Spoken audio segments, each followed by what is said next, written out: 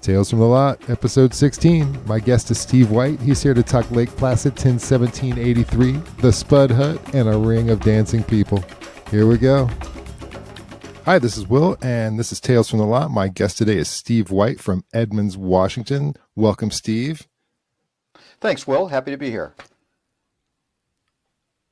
Yeah, awesome. So he wrote me a really fascinating email about a story of going to a show in Lake Placid, which we'll get to in a minute. But I'd like to hear your journey on how you got to the Grateful Dead and what you were into, sort of like growing up. What music were you buying as a youngster, or having your parents buy? What was really the music you're coming from? I love that you start off with that question because I think the seminal influences on all of us are so interesting, right? And my parents were not into rock and It is. roll. I couldn't say that as a generalization, but they owned three records that really impacted me. And those were Iron Butterfly and Agata Vida, CSNY Deja Vu, Classic. which would have been my first exposure to Jerry, and Abbey Road. Yeah. And I don't know why they picked those albums that they Wow. owned, but as a kid with my headphones on, I listened to those over and over and over again. So I got this weird psychedelia from Iron Butterfly. I got, CSNY doing their thing with Jerry laying down pedal steel licks, and it's like I don't, and I always looked at his picture like that fuzzy guy looks really cool. And then Abbey Road is a Right. classic, right? And I can tell you where the skip is on the second side of that Mm-hmm. record in my parents' house, right? It would always skip in the same place. So those records my parents, for whatever Right. reason, owned really stuck with me. And then I was blessed by having friends who really had diverse taste. I mean, we were listening to everything from Van Halen to Weather Report and everything else in between. My first concert was Styx, and that was incredibly Nice. mind-blowing, seeing Styx on their Pieces of Eight tour, Molly Hatchet and the Outlaws, the Good Rats, all these cool bands that, were coming through Rochester, New York, where I grew up. And then Mm-hmm. I changed high schools at one point, and those guys were all into like prog rock. So we started listening to Stanley Clarke and Jean-Luc Ponty and Larry Coryell and all kinds of crazy shit, which for 16-year-olds in retrospect, I'm Mm-hmm. like, how the hell did these guys know that stuff? So I had this weird rock and roll, transition into prog rock. And in the middle of all that, the first record I ever bought myself was Steve Miller Band, Fly Like an Eagle, which also had its weird little spacey things going on and inside all the pop rock. Right. Great But then record. you take all those things and you meld them Yeah. together, and at the time I had no idea where it was leading me, but it makes sense that it kind of led to the Grateful Dead because that expressionist kind of exploring based into kind of folky, all those things that I was listening to all made sense. But the crazy thing is, I couldn't Right. stand the Grateful Dead. All I'd heard was "Steal Your Face" over and over and over again. And this buddy of mine was, one time said, "I've got tickets to see the Grateful Dead. Do you want to go?" And I was like, "No, I don't want to go see the Grateful Dead. They suck." And he's like, "Come on." That's my Yeah. story. And he's like, "Just come on, let's go." Yeah, So yeah, that's my this story. 16-year-old kid, me, goes off to the Rochester War Memorial on September 2nd, 1980, and got my mind blown. We were in the fourth row. I was right in front of Brent back when he had long hair, and Mm. Jerry was on the other side of the stage at that time. And none of that really matters. But what matters to me was like I had no idea what I was getting myself into, and they grabbed me. And by the time we got the drums, that's back when they Mhm. had the Beast, when they had those two big bass drums dangling from the rack in the back. And when Mickey and Billy were beating on that thing, Yep. it was literally making the Rochester War Memorial shake. Like you could feel the floor vibrating like an earthquake. It was going up through my feet. And Mhm. that was, symbolic of the whole experience for me. So my first show really, it's a great one too. If you dig that one out, I mean, they played a China Rider in the first set. Lost Sailor, Saint of Circumstance, first set. Second set, estimated a Terrapin transition. Ico and Do were in that second set. And at that time, Ico and Do were not getting played that much. So it was kind of I didn't realize at the Mhm. time, it was kind of a big deal, right? And I left that Right. show going, wow, these guys are pretty fun. Yeah. And Yeah. again, I was a senior in high school at that point. So it was a very seminal moment for me, and really, really had a lot of fun. And then I was on the bus. I couldn't get off the Yeah. bus at that point. the same thing. I had a friend who was into it, and I wasn't as much, but uh, he's just like, I'll buy your ticket, just go. Trust me, you will like this. And little did we know at the time that it's much more than just going to a concert. Uh, Hmm. there's, It's a and it turns community. into a lot more. Yeah, it really is. Yeah. Crazy, crazy. And beyond the music, that's what I felt on the floor of that show too. We're in the fourth row, but I was not getting crushed up against the boards. Nobody was being mean and nasty or, pushing me out of the way. It was a completely different experience, and that was impressive as well, right? Yeah. Yeah, So, and even in I my mean, time, I didn't see a whole lot of that. Like I was there, I was seeing them in the '90s, and I didn't see a whole lot of crushing, luckily, which was mhm. nice. So, but I know that it happened, and there were, I would always hear the It was stories just out of, of excitement more than anything else, right? It wasn't yeah, really malevolent, and you hear all the tapes with Bobby's, singing that's Take a Step Back song. I heard right, that a couple times, but it wasn't from a place of people. It wasn't a mosh pit. right, yeah, Um, yeah. No, I went to Buckeye one time, and I was like right, like first or maybe second person. I don't remember clearly. And for them to open up the fence, and I don't know if you've ever been there, but it's a long trek from where the fence opens up and lets the gate opens up and lets people in to where the stage is, and luckily I can run because I saw a stampede behind me, and I was I was this much ahead of everybody. So, there you go. uh, That's cool. a good time. Well, So so so that's kind your of friend took you to this one, and did you guys have some touring buddies that started seeing shows from that point on? I'm gonna say no to that, because at that point, Dave and I were like the only deadheads in our town, and we were kind of, again, I was 16 years old. I didn't have a car. I barely had a license, so we weren't able to go just get on tour. That didn't Well, yeah. happen until a couple of years later. When I Mhm. got to college, that's when I really got more into the touring thing. And I went to a place called St. Lawrence University, which is way up in northern New York. It's closer to Ottawa than it is to any place else in New York. It's 8 hours north of New York City, so in the middle of nowhere.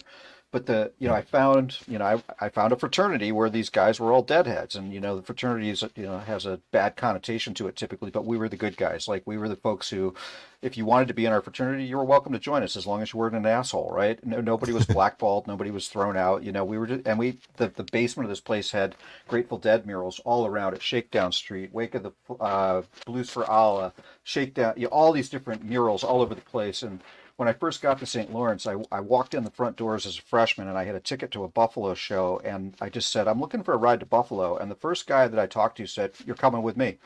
And so I found my family there and ended up, joining that frat, and that became kind of my home base, and that's where all my touring came from was or started from was there.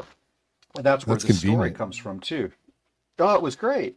Well, I Yeah, mean, that's the really thing is, convenient. we were, I guess, 3 hours from Syracuse, 3 hours from Albany, and I was one of the kids at this private school that I didn't have a car, I didn't have a lot of money, but a lot of the guys around me did, and so you could hitch a ride with guys and all that sort of thing, and Hmm. and it became a pretty easy thing. And I mean, just as a side story too, we were pretty close to Burlington as well, which of course is where Fish came out of. And Yeah, and if you want to dig this one out, 1987, Fish played the living room of our fraternity because they were, basically a bar band at that time.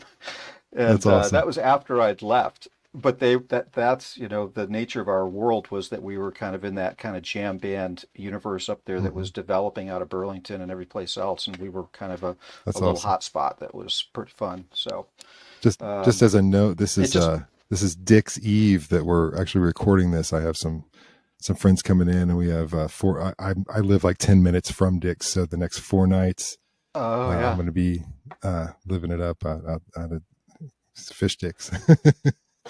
Lucky you, lucky you. Yeah, I got to see them here in Seattle when they were up here this on starting off their spring tour. That was really Awesome. fun too. So you'll be in for a good time, I'm sure. So 1983, out of the blue, the Dead announced they're going to play Lake Placid, which they'd played a lot of upstate New York shows in weird spots, Binghamton, Glens Falls, all over the place, little strange spots. Cornell, of course. But Lake Placid, to my knowledge, is the farthest north they'd ever come at that point, and that was about a 2 hour drive from where we were going to school. So a bunch of guys went down there, and this is pre internet, obviously, by a long way. So you had to go wait in line. And some guys went down there and waited in line at the box office, and we ended up with fistfuls of great tickets. I ended up in the 21st row for this show. Um, and it was just, there was just a lot of energy and excitement around it because they'd never come so far north and they'd never come so close to our school. Nobody played up there. Why would you? Lake Hmm. Placid is probably 7 hours north of New York City. It's way off the beaten track, which is probably why they chose it. Yeah. So, we were just buzzing with excitement for this show. And this is where things are a little fuzzy for me in the beginning of the story, but it solidifies. So like the night before the show, or the day before the show, I'm hanging out in the basement of our fraternity drinking beer with a bunch of guys. And there's this fellow hanging out there who wasn't part of our friend group, or maybe he was, but he's talking about how he's heading for Lake Placid that day. And I said, wow, could I hitch a ride with you? And he's like, sure. And so I didn't know who this guy was. He was a friend of a friend, but I just wanted to get a head start on everybody else. I didn't have a car, I didn't have a ride, so I'm just going to grab the first thing that comes along. For And sure. so I end up in this pickup truck with this relative stranger who I figure out about 15 minutes into the ride, the back window of his pickup truck is broken out. And he's broken out the back window of his pickup truck so that he can grab beers out of the bed of the truck while he's driving, Oh, he which did it. is yeah, he'd done that. He'd made that a convenience for himself. And so I had a couple of beers with him, but I'm now riding, and he was a pretty good drunk driver, I'll say, which is, not something you necessarily want to say, but we're cruising But thank along, and he goodness. and he said, "So where are you headed?" Well, at this point, I'm on the bus, right? There's nothing I can do. Right. Um, and and I think this must have come up previously, or I probably wouldn't have taken the ride. But along the way, he goes, "So where are you staying?" And I said, "I don't really know. I just want to get to Lake Placid, and I'll figure it out when I get there." And he's like, "Really?" And I said, "Yeah." And he goes, "So you don't know anybody in Lake Placid?" And I said, "No." And he said, "Well, there's this house on the outskirts of town. It's called the Spud Hut. It's this farmhouse in the middle of a potato field. It's a bunch of hippies there. They'll probably let you stay there." And I was like, "Okay." So he takes me to the Spud Hut. We get there, and I see a bunch of guys out front playing hacky sack. And he says, "All right, Awesome. we'll see you later." So I get out of this truck, walk up to the Spud Hut, and say, "Hey guys, my name's Steve, and I'm going to the show tomorrow. Is there any chance I could crash on your floor tonight?" And they're like, "Yeah, of course, no problem." So I just start playing hacky sack, drop my backpack down, and now I've found a place to stay for the night. I don't know, half hour later, they said, "Hey, we're going to go into town, and if we go to the Hilton, they've got a free buffet there. If you buy a beer, you can eat all the food you want." And I was like, "That sounds What? perfect." So yeah, so back in the old days, that's how happy And that hours were. was- Like they would the, put out, steamer trays the, of the 80s, I steamer don't know trays if of they really wings and all existed. kind. It did exist, and we knew about it. We were going to take full advantage. So I hop in a car with a That's bunch of awesome. other strangers, and we head into Lake Placid, go to the Hilton. I buy a beer and stuff my face with as much buffet food as I possibly can while they're doing the same thing. Wow. We're being well behaved about it, but we're taking advantage of the system for sure.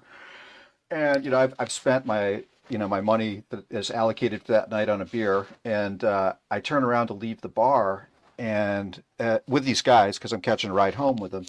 And as we're leaving, we're exiting the bar, and I walk right into Bob Weir. Bob Weir is entering the bar, and on his left is Bill Kreutzmann, and on his right is Brent Midland. The three of them and I have now like are blocking each other from entering or leaving the bar. And I knew that it was Bobby's birthday that day, the 16th. And I said, "Hey, 16, Bobby, yeah. happy birthday." And he goes, "Yeah, thanks, man." And and I said, "How do you like the Adirondacks?" Because it was October in the Adirondacks, which is like the most beautiful time to be there. And he's like, "It's Mhm. freaking gorgeous, and we're really having a great time, and we're happy to be here." Like that's so cool. And I at this point, I'm like, I'm chewing on my tongue trying to figure out what I'm going to say next. Right. At which point, Brent goes, "Where's the head in this place?" And I said, "It's right down the hall." So I walk with Brent Midland down the hall to the men's room, take a piss with Brent, shooting the breeze with him while we're both, taking a leak. And at this point, I'm not going to leave. So I walk back down the hall with Brent back into the bar, and the guys that I'd come with are realizing what's going on. So, I mean, I had enough money to have one more beer. So I basically am hanging out with these guys and the Bobby Brent and Bill kind of went off to their own corner, and we kind of let them be, but we're kind of all there slack jawed, like we're hanging out in the Hilton with these guys. Right. How can you not And be? so I didn't really have much more interaction with them. Yeah, but also you didn't want to get up in their business too much either, Oh right? yeah. So we Yeah, no had a doubt. polite encounter, but that was like the big. I haven't even gotten to the show yet, right? And I've hitchhiked down in this crazy truck, found these crazy hippies, and then met the band, and then all that night before, and then ended up back at the Spud Hut and spent the night. And then the next day, of course, everybody's rolling into town, and again, a lot of anticipation. And I think one thing that can't be left out about this was the venue was the Olympic Ice Arena. It's Hmm. 1983. 3 years prior to that, the Winter Olympics, the Miracle on Ice was in this arena. This is where the U.S. hockey team had beat the Russians. So this was kind of a legendary venue where the For Dead are going sure. to be playing. And so there's a lot of vibe to the town. And we're only 3 years after the Olympics, so all the Olympic infrastructure is still present, and they can handle crowds and so on. But of course, also the hippies are all running around town blacking out the PL on all the signs. So instead of Lake Placid, it now said Lake Link Acid, pass. was what you saw everywhere you looked. That's great. That's great. And so the vibe was really good. Everybody's coming from all over the place, but you had to really want to be in Lake Placid to be at these shows. There's actually on YouTube, there's a video out there that I found a couple days ago. If you put in Lake Placid 1983 Grateful Dead, it pulls up this video, but then it says it's Kansas City. But when you look at the video, it's actually the parking lot of Lake Placid. And it's really Mm. grainy footage, but it's kind of a cool shot of Shakedown Street and all that. Anyway, Hmm. um, I love digging so that stuff up on so all YouTube. my buddies who, yeah, I didn't even know that it was out there. Um, but it's kind of cool. And at one point, in the video, it's so grainy, but at one point I'm like, is that me walking through the parking lot? At the time I had Right. hair, long blonde hair, right? But I don't know. We'll never know whether it was me or not, and it doesn't really matter. But that afternoon, everybody starts arriving, including all my buddies from school who had not come down the night before. So I find my posse. We are all hanging out, and of course start getting down to business, right? And getting ourselves all primed up for the show. And I knew my timing pretty well. I ate a big handful of mushrooms, knowing that it was going to be just the right amount for just the right time. Hmm. And we had reserved seats too, so there was no rush to get in. But then we couldn't help ourselves, and in we go. We get to our seats, and I don't know what the time frame was at this point because it all starts to get fuzzy. But I'm in the 20th row, looking right at the stage, going, "Holy cow, this is going to be amazing!" And this is where the trouble starts because then when the lights go out, the band comes out, and I'm at this point, Jerry's on my side of the stage, and I'm 20 rows back, right in front of Jerry, and he looks white as a ghost. I mean, ashen. And and I'm looking at him, and stuff is starting to happen in my brain, and I'm just like, oh my God, he is really sick. Jerry looks Hmm. awful. This, oh my God. And I now have convinced myself that he's so sick that this is going to be the last show ever. And I've got myself like wrapped up in this, and I'm like, oh my God, this can't be true. So I look down the road to one of my buddies, and he's got his head in his hands. His elbows are on his knees, and his head are in his hands. I'm like, oh my God, Mike knows too. And so I whisper to the person next to me, you better buckle up. This is going to be the last show. And they're like, what are you talking about? Just look at him. Look, Jerry looks awful. And at that point, there were Hmm. some shows where Jerry looked pretty awful. I think he has started to get into some, nasty business that he shouldn't have been doing. And of course, my brain was pretty twisted up, and I got myself pretty convinced that this was truly the end, and that was a little bit weird, really weird way to start a show, right? Yeah, no But doubt. then they start to play, and I don't know whether you looked at the set list for this show, but they opened Oh, with a I heard the Sugaree. show. Yeah, I You heard listened the to the show. show and was wishing I had more time before you and I met just a few minutes ago for this to listen to that sugary one more time, honestly, because it's Jesus, so right? good. Like it's like what you're like, you get through it and you're like, wow, that's like the best sugary ever. And then like 5 minutes later, you're like, whoa, that really is the best sugary ever. And then like 5 minutes later, it's like 17 minutes long, and it's the best sugary ever. It's and I think by my math, it was the longest song in the whole show. It was longer than Terrapin. You know, Maybe, yeah. And Jerry, starts off kind of loping through it, just kind of gently getting his way into it. And by the end, he was fanning. I mean, he was fully fanning at the end of the song. So at that Hmm. point, I'm beginning to let go of the notion that this is the last show. I think he's going to be okay. And I think I'm Yeah. going to be okay. They seemed inspired by the area, obviously. I mean, like, I don't know if it Yeah. was the area or whatever, but you could tell by just that first song that there was some inspiration there that night for them, Oh, no doubt. dude, they played that Sugaree as if it was the last show, but they also played it with so much energy that it was just like a launching pad, and it got the whole crowd going. Hmm. Everybody was into it, and then of course, into a little red rooster with Bobby. I think still trying to learn how to play slide guitar, man. That is like my least favorite song ever, and Yeah. uh, Yeah. and him, I know he'd been playing slide for a little while at that point, but that was the low point of the show for me. But it was so early on, it was easy to forget because then that nice down tempo "Friend of the Devil," which was just Hmm. incredible. And then, you know, I think one important thing about this era for folks who, came to the band a little bit later or whatever, there were a lot of songs that were pretty new still back then. And Brother Esau was one of them.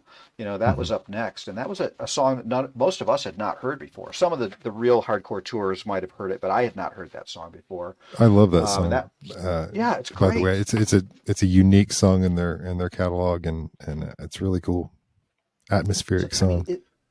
in that set, they're dropping in, Esau and Helena Bucket, which was also relatively new, in Hmm. with all these old gems, Birdsong and then Deal to close that first set. And Deal, like Sugaree, they had their foot on the gas pedal. It's just a Yeah, really, really great version of it with Brent. Just, I don't know, Brent's fills in that song are so solid, and it just that first set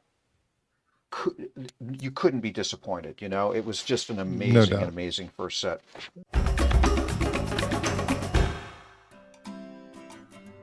Hey there, music lovers. Are you tired of that post concert grime that just won't fade away? Welcome to a brand new way of cleansing after those legendary concerts and festivals. Introducing Wook Away! Let Wook Away be your ticket to a refreshing new you. Picture this: you've been drinking all day and rocking all night, embracing the free spirit within. Now it's time to wash away that unforgettable experience without losing the memories. That's where Wook Away comes in. Our legendary gel to foam formula transforms your shower into a magical cleaning ritual. The science is real, and the results are pure magic. Crafted with natural botanicals and loads of love, Wook Away is tough on glitter and parking lot dust, yet oh so gentle on your skin. Let the good vibes linger and the grime disappear. You can even share the love with your festival crew. Wook Away is more than just a cleanser, it's a reminder that the music lives on in your heart, not on your skin. Embrace the memories, relive the magic. It's all possible with Wook Away, because when the music fades, the moments stay forever. People won't look away when you use Wook Away. Side effects include headache, skin rash, nausea, blindness, hair loss, and time phasing. Wook Away is not a replacement for soap or water. May cause death. Everybody's standing on top of the chairs, at that point. There was not. It was just a lively, lively room and really, really high energy and just fantastic. Yeah, I feel like it would be hard to top that Sugary, and they didn't really try to. They just kept the energy up there, and knowing that that was kick ass. It's gonna be hard to top it. Let's just do the best we can, and they did. It was like the whole set was so good, like all the way through. And I think I've already said it, and you acknowledged it as well. I think that they were excited to be there. There were rumors too that there were parties going on in Phil's room the night before, like people were partying with Phil. I was with Bobby, Brent, and Bill, not really partying with them, but there they were. I don't know what everybody else was up to, but the band was definitely like relaxed and in the groove when by the time Mhm. they got to the stage that night, and just was really great.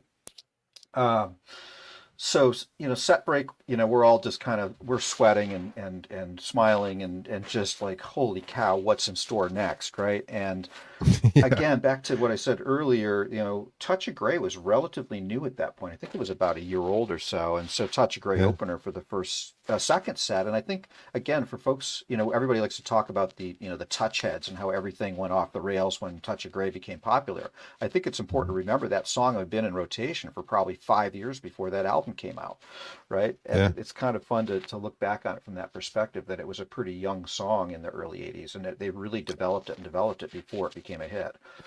All those songs on that album were pretty developed, the West LA, Yeah. and just, it feels like they were ready to be recorded when they did. And I think that's a particularly good album in their catalog when it comes to studio albums, probably because of that. Hmm. Because they rehearsed on the road, right? Which, Yeah. is kind of, stating the obvious, but I think it shows itself in the development of those songs. Yeah. And I just, that second set, um, Touch of Grey was a great, great opener. And then I think Samson and Delilah, obviously always a very lively song, but this one I think was pretty, Jerry and Brent were kind of feeding off each other in that song in a really powerful way. That it's not one Yeah. of my favorites, but that version of it is really freaking good and Yeah. just brought the energy right straight up. Yeah. And No then, doubt. go ahead.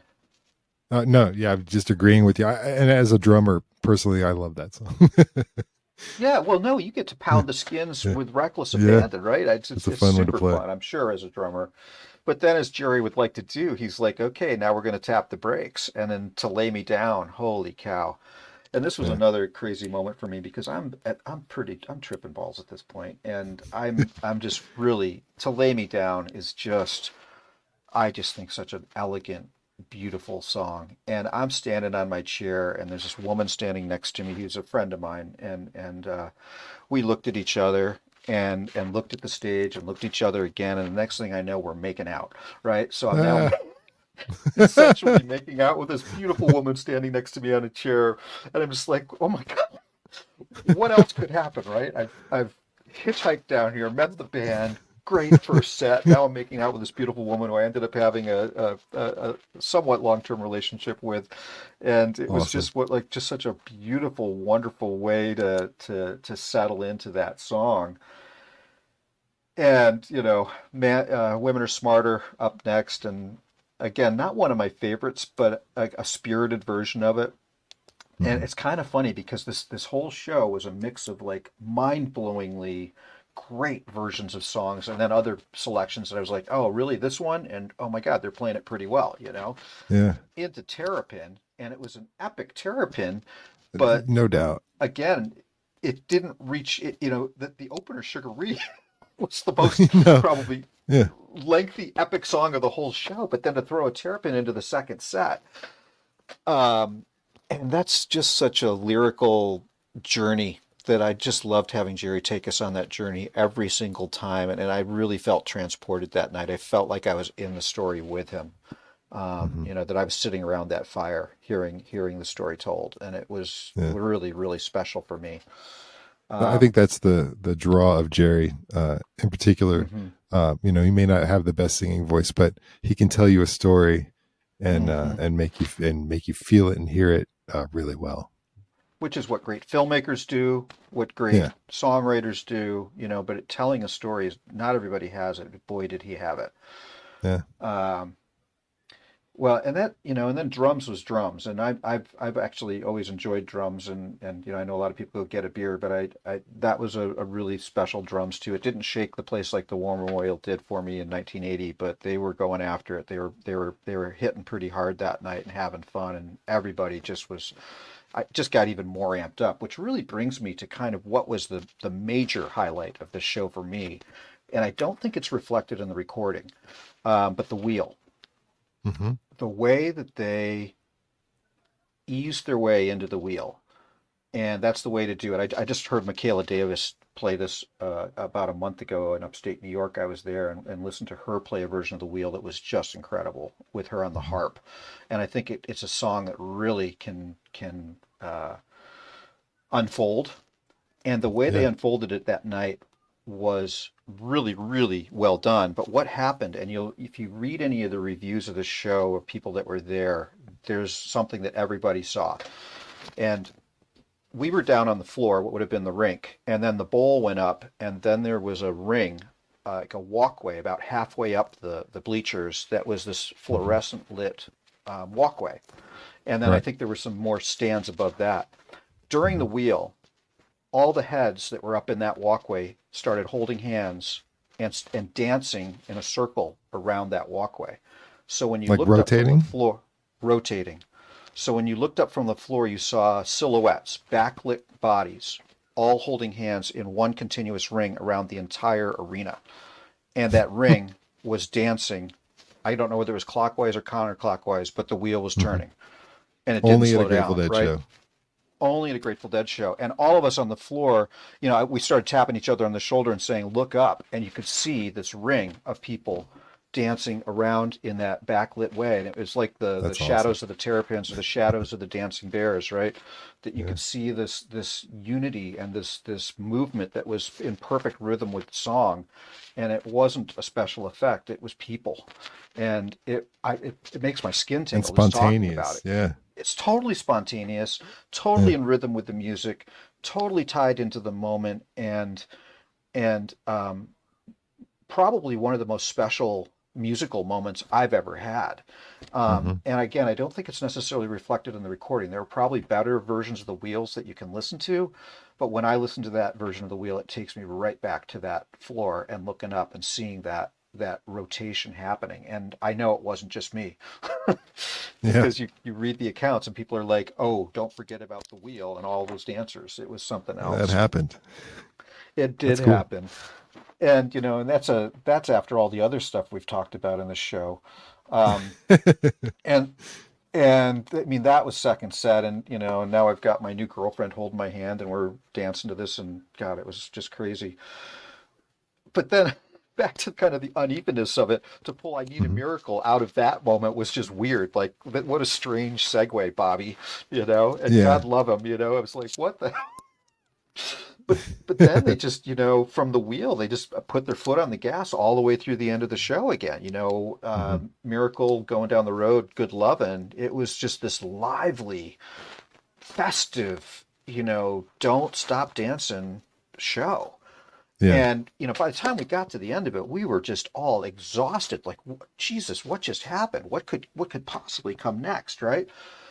So we're all sitting there as you do, trying to predict what the encore is going to be. Broke Yeah. down, it Oh, that wasn't a would be Saturday night, so God, everybody's like pulling out all kinds mhm. of guesses. Nobody guessed Revolution, right? No, no doubt. And I did dig this up because I was curious. They had debuted that 5 days earlier at Madison Square Garden. So this was only the second time they'd ever played it. And the Hmm. real big deal for us in the Dead world at that time was Phil started singing backup on it. The shooby doo wahs that you hear on there, Phil was actually Hmm. singing, which is momentous I heard because he that. hadn't Yeah. sung in years. And so that was like the whoa, holy cow! Phil has a mic and he's stepping up to it and throwing that baritone, shooby doo wah underneath the revolution. It was really, really a special way to end that show. And we're all just like looking at each other like, what the hell just happened? Because by the time the show was over, we are stunned and amazed, dazed and confused, whatever you want to say. It had just been a remarkable, remarkable journey through the whole show, and one of those shows where you just sat down in your chair and wanted to hang out until they kicked you out because you just didn't want to leave. Nobody Yeah. did. As I was listening to it, I realized it's like every one of my favorite Jerry songs, like Sugary, Friend of the Devil, Bird Song, Deal, To Lay Me Down, Terrapin Station, The Wheel. Like, really, those are like all my favorite Jerry songs, all Which crammed is into yeah, one show. and for me, I was so happy to be wrong that Jerry did live through that show Oh, because yeah. I was so convinced, which is so embarrassing, but it was real. In the moment, I was like, oh my God, he's in such rough shape where this is it. But anyway, I was happy I Yeah. was wrong. Um, and then, of course, it was the journey home, and this is kind of the cap on this whole road trip for me. Was I piled into a car with a bunch of my friends, my real friends, people that I had known for a long time, as opposed to the guys I met with the broken out windows and all that stuff. And we had about a 2 hour ride home, and of course, we're all kind of I don't know, vibrating, we'll say, and Yeah. working our way home. And we get to the town line, Canton, New York, where our school was, and we get pulled over by the cops at the town line. We've made it 1 hour and 55 minutes home and get pulled over. And we're just like, OMG, what is going to happen, And he comes up to the window and goes, where are you guys coming from? Lake Placid. What was going on there? A concert? Who was playing? The Grateful Dead? Okay, great. Just wondering where all the cars are coming from. Have a good night. Oh, And waves us off. And we're just, what wow. just happened? So we drove the extra 5 minutes back to our house where we're just like, I can't believe any of this just happened, right? Yeah. And I don't know whether anybody else got pulled over, but we escaped that. We dodged that bullet too. Um, and so That's a that great was ending on that story. no kidding, right? I mean, the whole Like, thing from what beginning else to could end, happen? Oh, cops. cops who wave you off and just say, have a nice night. What the we the whole thing for me, I mean, and that was I think that was my seventh show at that point for Lake Placid, and I saw about I don't know 40 some more Jerry shows in some combination or another after that. But this particular show, and there's so many cliches about it, but the journey was as beautiful as the show itself, and the show Hmm. was just stellar. So for me, at that whole experience as a at that point 19-year-old kid was so formative for me. It really reinforced uh, the beauty of I don't know, embracing chaos or letting things kind of unfold in front of you and just knowing that it's going to work out. And Yeah. and I don't know that I'd like my daughters to get in the car with somebody they don't know who's got a broken out back window that's grabbing beers as he's driving down the road, but it worked out for me. Yeah. Yeah. I'm with you on that one. I'm not sure I'd want my daughter doing many of the things I was doing when I was going to see the Grateful Dead either. But, Yeah, but exactly. it is interesting that those moments that we all have where we meet somebody or what and we're friends for a very long time because of Hmm. this, or just all the adventures we got into because we wanted to go see the Grateful Dead, from even going and standing in line for tickets.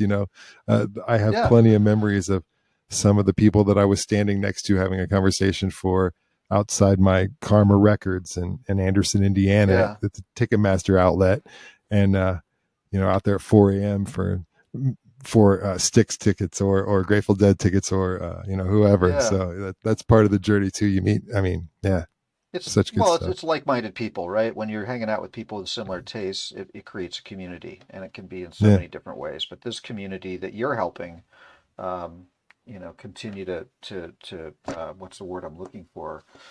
I don't know.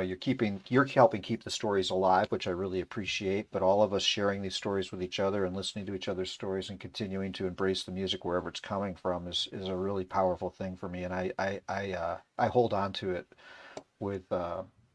I don't I guess I still need that sense of community, and I'm just so happy this music brings it to all of us. yeah. There's not. I'm not aware of anything like this. I'm not sure that there will ever be anything like the Grateful Dead music and scene and community was.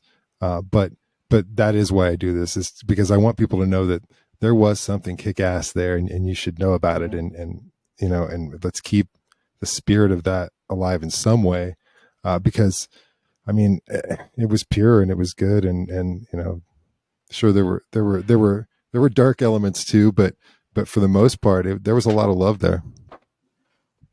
Yeah, absolutely. And I would suggest that it's still there, right? Even Hmm. today, going to see Dead and Co shows, you still have that spirit there. And but For also, sure. like any story, like any individual story or group story, the story evolved over time too. I was on tour a lot in the '90s when, quote unquote, the touch heads were in full play, and the band was having to tell people to be nice, don't destroy the communities that we're visiting, don't be a dick. They had to write Yeah. letters to the audiences and say, you guys have to straighten up your act.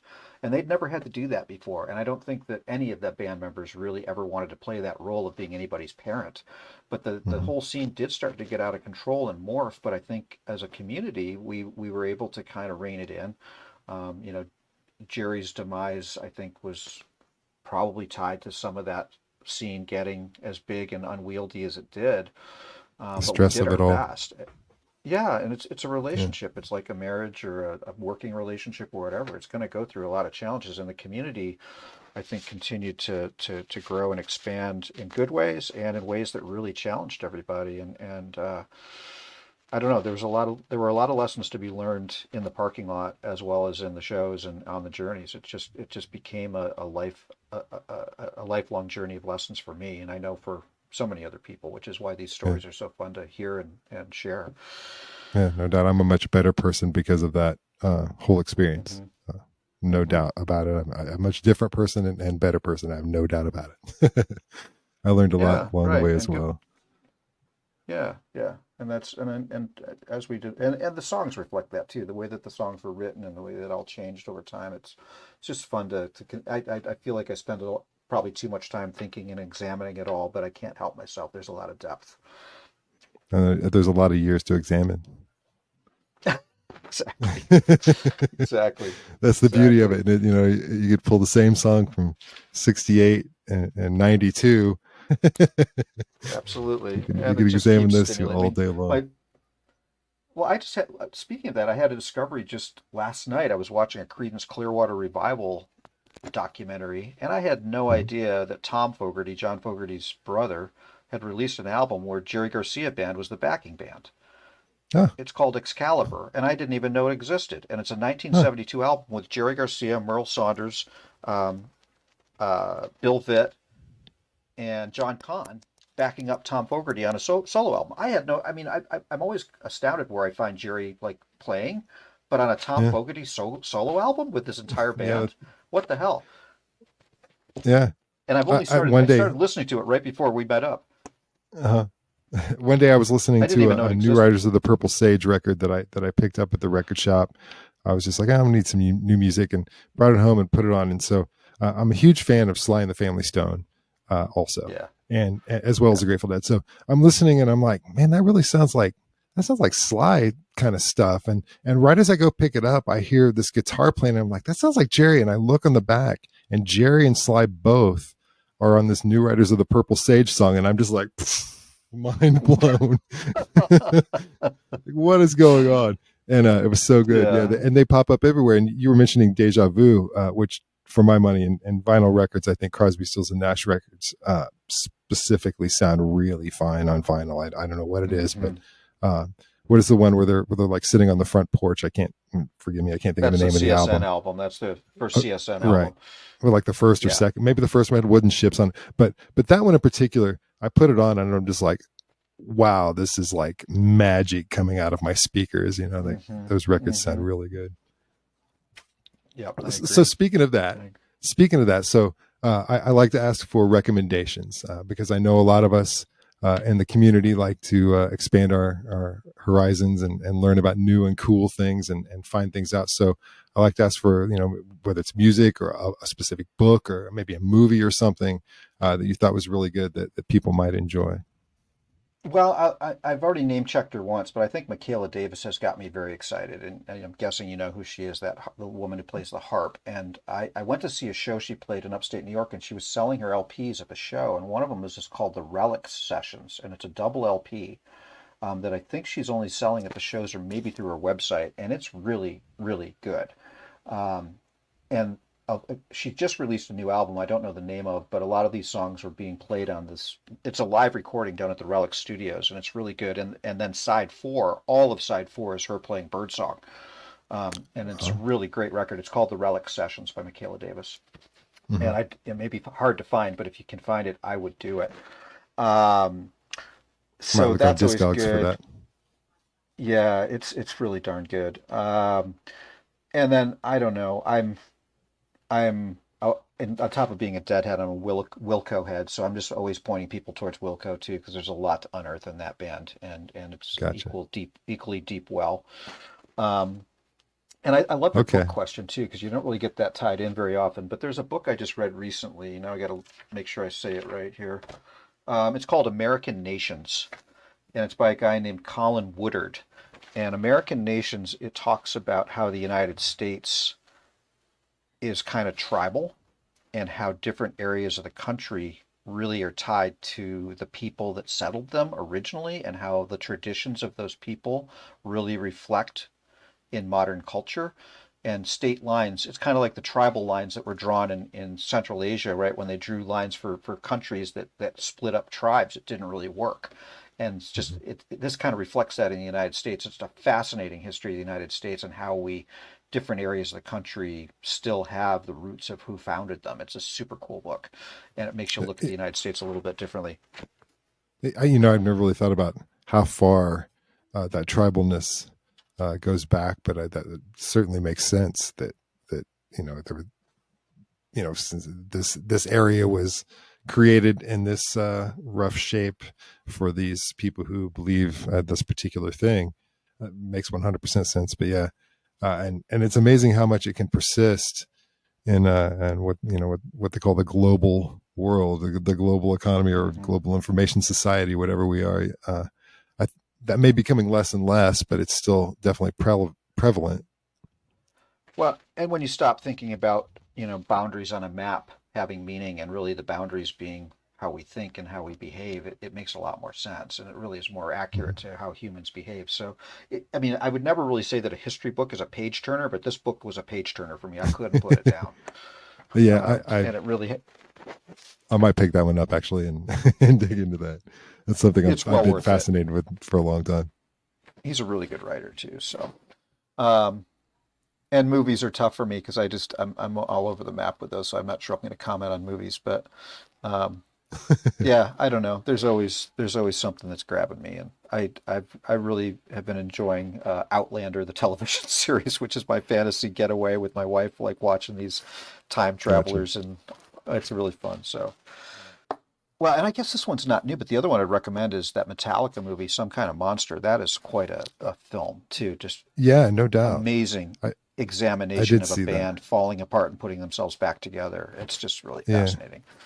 and the fact that they let that be seen, Yeah. is interesting as As a well. bunch of tough guys, right? That they actually Right. like, said, here's our souls. Take a look. Mhm. You know. Yeah, that's an interesting band. Really Oh yeah, interesting band totally. that and they've got a lot of dedicated fans. I mean, Grateful Dead has some Hmm. dedicated fans. Metallica's got some dedicated fans too. That there's no doubt. Deservedly so. Those guys have been Yeah. around since 1981 and they still Yeah. throw down. I'm a dedicated Deadhead, but I listen to a lot of different music, and Metallica does entertain me. I think that they're Yeah. they're they're great performers. I have So and I have no doubt that if Cliff were still around, they would still be the four of them. yeah, I would agree with that. Yeah. Yeah, Yeah. yeah, it's super cool. Yeah. All right. Well, Steve, thank you. I appreciate you being on and telling your fascinating stories. The Lake Placid one in particular is great. Meeting Bobby, it's Yeah, got to be and Brent and Billy, and and it's got to taking be a piss with awesome. Brent. I mean, how many people can say that? Yeah, no doubt. That's awesome. All Well, it right. stuck Well, with me thank because you. I felt connected to Brent for the rest of the tour, so it was fun. Oh, and yeah, Anyway, how could you not? Did you shake his hand afterward? no, we didn't go there. All right. All right, Steve. Thank you so much, and thanks for listening to Tales from the Lot. Yep, thank you.